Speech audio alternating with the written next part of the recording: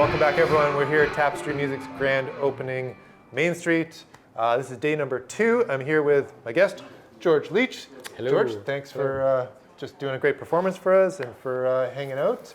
I would ask you a few questions about some of the gear you're using and what you're playing and all that sort of stuff. Sure. So you just did so those of you that weren't here, George just did a solo set for us. And interesting sort of setup. So everybody's been playing here so far pretty much has like a guitar, 1 amp. You had a guitar, 2 amps. Yeah. On this side, we had a clean Fender. Yeah. And on that side, we had a dirty Soldano. Yeah. So tell me a little bit about that. Why do you like using the 2 amps at once? I kind of like, I guess for me, when I would be playing on stage with 1 amp, I would have a foot pedal to go from clean to distortion. But then for the distortion, a lot of the sound, I would lose the bottom end, which I didn't like. Yeah. So usually I put a little bit of bottom end on my Fender, and then a little bit of distortion, just a tiny bit of grit on the distorted amp over here. And then I play around with that. Sometimes it's a bit clean or distorted, but when I want that distortion, it's there. So I don't lose any of the, I don't know what the frequency math is, but, sure, yeah. but for me, that's just kind of what my ear has always been working towards for a while. So. And are you kind of pulling the 2 amps like in and out as you're playing, depending on the sound you want, or are they both on all the time? Yeah, they're usually on all the time. Sometimes I'll have a more complex setup, but for just get in and get her done, it's usually always 2 amps, 1 clean, 1 distorted. You're using like the AB box? Yeah, little AB, between them? actually ABY. Right, ABY. So usually, like if I get my own setup, like then I might just go to a strict clean with a reverb on it for certain songs, and then I might do both. But yeah, it just gives it a little bit of a variety, difference in sounds. Cool. And today you're experimenting with having the amps side facing you. Yeah. How was that? Oh, What do you think? it's real. It's like this, but like this way. Like very like, were you like, did you feel like you were sandwiched between them, or was it immersive? I just felt like it's very, especially when I put reverb on this, it's just like, it was very hard for me to know what to go towards when improving and stuff like that. So it's, I guess just train my ear to kind of hear it that way, versus like this, whereas you get a little bit of reverb splashing over everything, so it wouldn't be fighting so much upstairs. Between the ears, they fight. That's a great visual. That's hilarious. All right, so let's talk about the guitar. Yeah. Your Les Paul. Yeah. This is my Bucky. Bucky? Yep. Buckskin guitar. 1971 a Tobacco Sunburst. Les Paul. And all the finish is still great underneath, so it kind of protects it. Yeah, that's great. But yeah. Take that off and it'll be like a brand new guitar. Yeah, exactly. And so it's been with me for a lot of years. And I made the case personally, like this. You made it yourself? Yeah, leather buckskin. Oh, cool. So, and I designed it in my head for like 7 years because I couldn't get around to this part. And then one day I was like, oh shit, and figured it out and then put it together in 2 weeks. And then, yeah, this is what I came up with. And then I got a friend of mine to beat it. Cool. And, you know, there's all kind of stuff that goes along with that. So, yeah, this is my Les Paul. I mean... looks like the cover has lasted really well, too. Yeah, she's lasted great. And I got this strap in Banff for a super steel. That's a very cool strap. And I saw it on the wall at a really, really crazy price. And I was like, I'll take it. So, thank you, Banff. Store, trading post. But yeah, that's my baby, one of them. That's nice. And then we didn't get to see it today, but I see you have it with you. You got a double neck. So we got to talk about the double neck. Absolutely. Let's grab the double neck here. Yeah. try to put me down. Baby, dog do the round. Well, funny thing enough, though, is bouncing around with this on stage is just as heavy. It seems like this is heavier. Well, yeah, I was going to ask. That's my first thought. Is this thing really heavy? Feel Let's see. that. It's actually not as heavy as you might You think. could feel that. Put them both in your hands. Lift.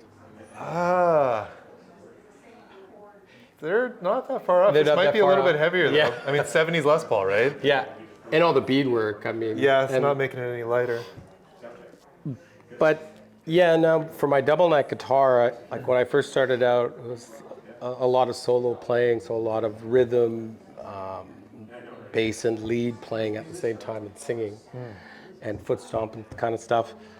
So I would have like a bunch of different guitars and different tunings, lugging them all around. So I was like tired of that, and instead I wanted to have one in one tuning, one in another tuning, and then to try to split down on the time between, Yeah. you know, Less switching of guitars and yeah, stuff, right? in your set, tighten up your set list. But yeah, but I ended up just keeping it all in the same thing, and now I'm packing this thing around for the rest of my life, and now it's part of my. People are like notice when it's not around when I do a show. Well, that's pretty cool. So what tunings are you keeping the two necks in right now? Dad fat in both. Dad fat. All Yeah. right. And you're keeping the 12-string neck, 12 strings? Yeah, 12 and 6, and yeah. So she's my warhorse. She's been. It's like you've swapped some pickups in there too? Yeah. These are not the Epiphone pickups? I see No. a Duncan there. Yeah.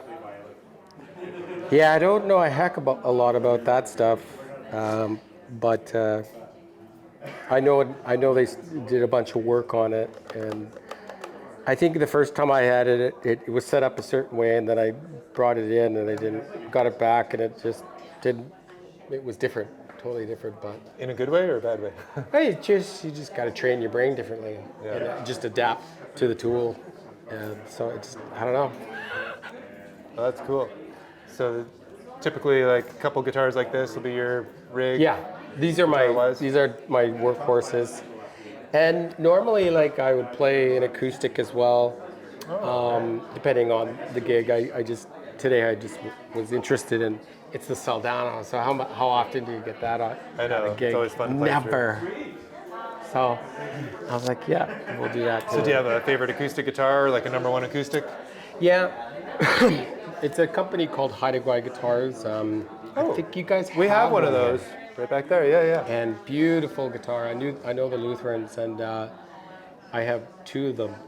And but yeah, they're really meaty and beefy. They're basically like Lerves, which I find are really good for slide playing because of just like a flatter neck surface. Yeah, the radius. Versus is like flatter a on Gibson, them. what might be a little bit more curved.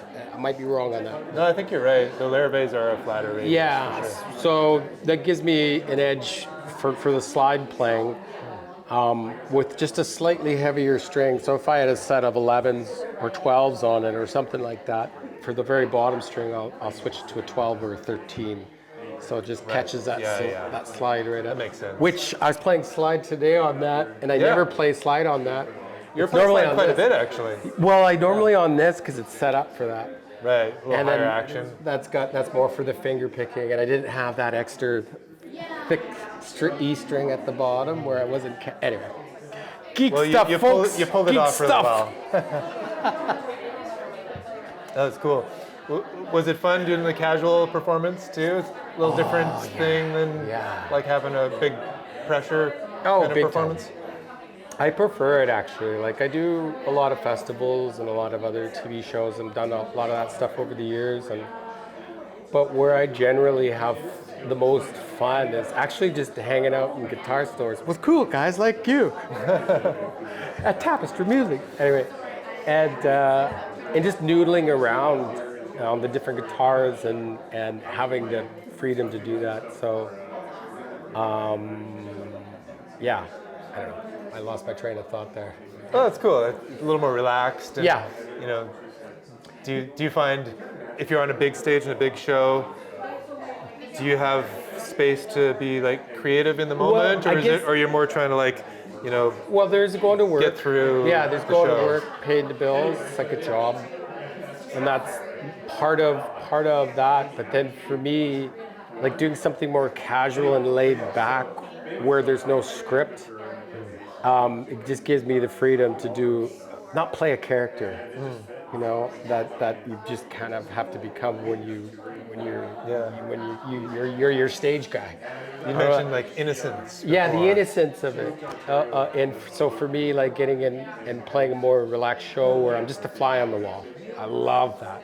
Where it's not all about me, it's just but it's that challenge of, I'm not even trying to challenge, it's like, you just be honest in the moment as possible and as innocent in the moment as possible. For me personally, why I got into music is just that, to have that freedom. So like, and to be able to share that with people is a gift. And so like sitting around in a guitar store, noodling like nobody's listening, and then someone goes, oh wow, that sounds really cool. And just that, you help their day just a little bit. And so, I don't know, I think the more relaxed, it's just you could go back to being why you got into it in the first place. But I like both. I don't mind going to work too and doing the show and having a script. That's cool too. So. Well, that's cool. That's really beautiful. I love the story of the innocence and the creativity. So I don't think I can top that. So I think we'll sign off there. Thanks so much, George, for the performance today and for hanging out for the chat here. And see you next time you're in the shop. Hell yeah. See you guys later.